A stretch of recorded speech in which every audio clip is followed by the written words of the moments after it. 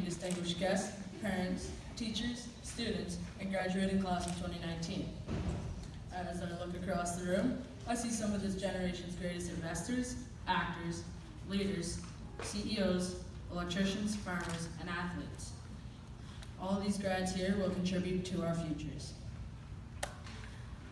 Here in Centennial has been a place for all of us to grow, change, and learn many skills.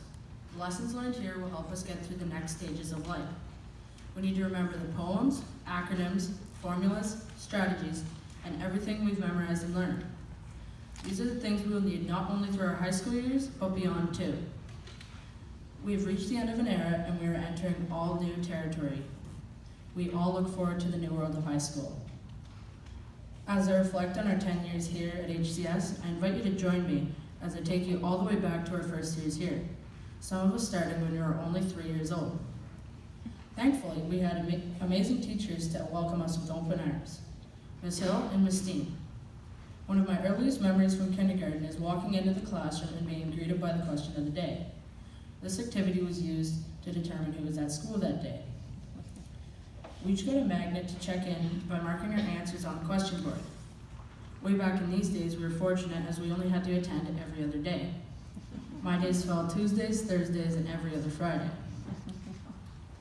In grade 1, the teachers were Ms. Steen and Ms. Rankin.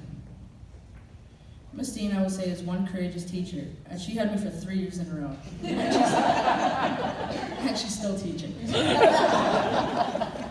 Grade 1 was quite a transition from kindergarten, as we didn't actually get to play all day. We actually had to do work in grade 1. We still had centers and start of the day, which we were able to bring in a small show and tell item. This had to be the highlight for the year, because when you brought your favorite toy in, everyone thought you were the coolest kid, because your toy was just that awesome. In grade 1, you're still learning some of the ropes, and some of us take a little longer than others to understand all the do's and don'ts. Now I want you to imagine, you're sitting in the field playing soccer, and a kid asks the teacher to go to the washroom. And a minute later, you turn around to see that that kid is going pee near the soccer post. Who's that kid anyways? Yeah, Mom was not too happy to get that letter home.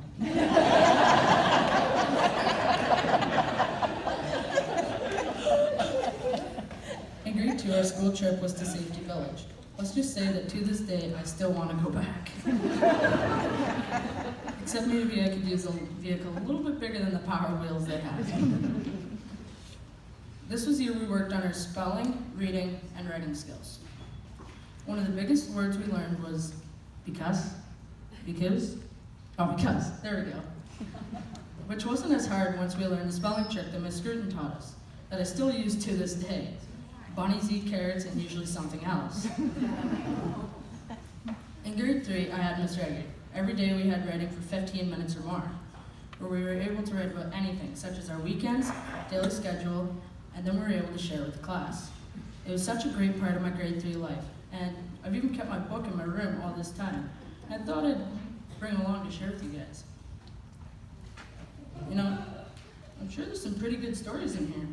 The only problem is I just can't read them. And I just don't think the one I can read is appropriate.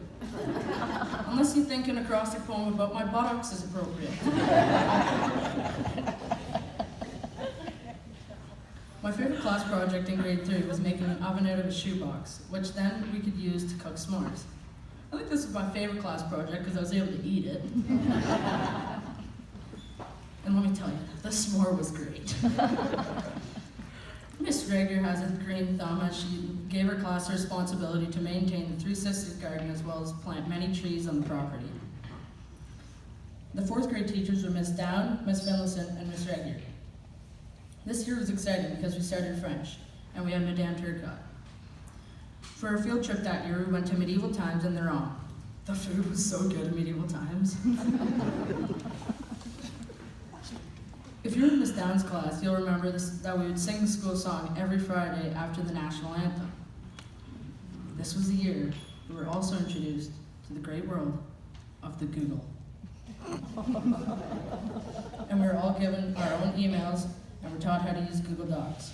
I should probably get my mom onto this, as she's still stuck in the world of WordPerfect. This brings us to grade 5. I had Miss Rager and Miss Somerville was the other teacher. Now once again, I'd have to say that Miss Rager is one tough cookie.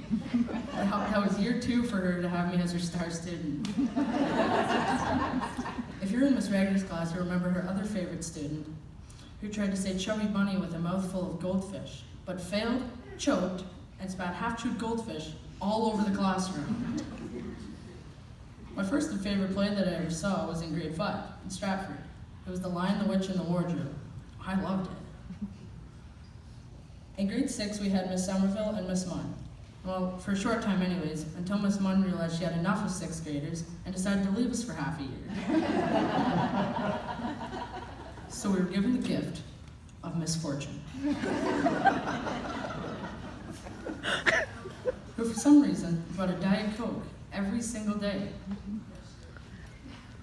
This was the year that those of us in Miss Munn's class got iPads.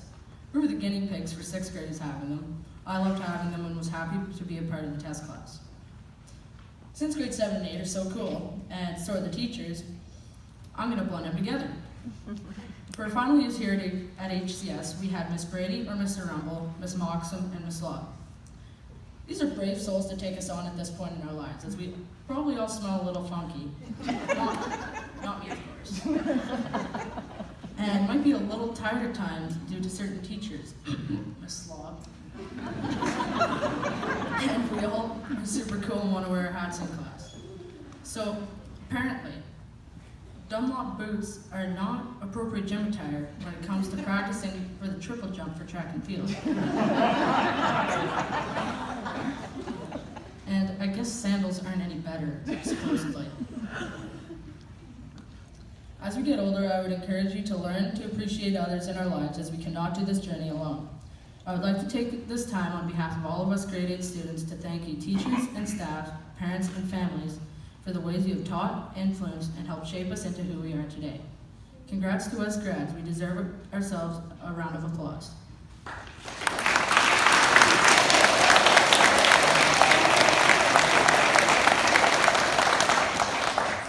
I wish you great success in the future, wherever it may take you. I know whatever path you choose, you will crush and excel at. Now let's get to dreaming, conquering, and showing everyone we're more than they imagine.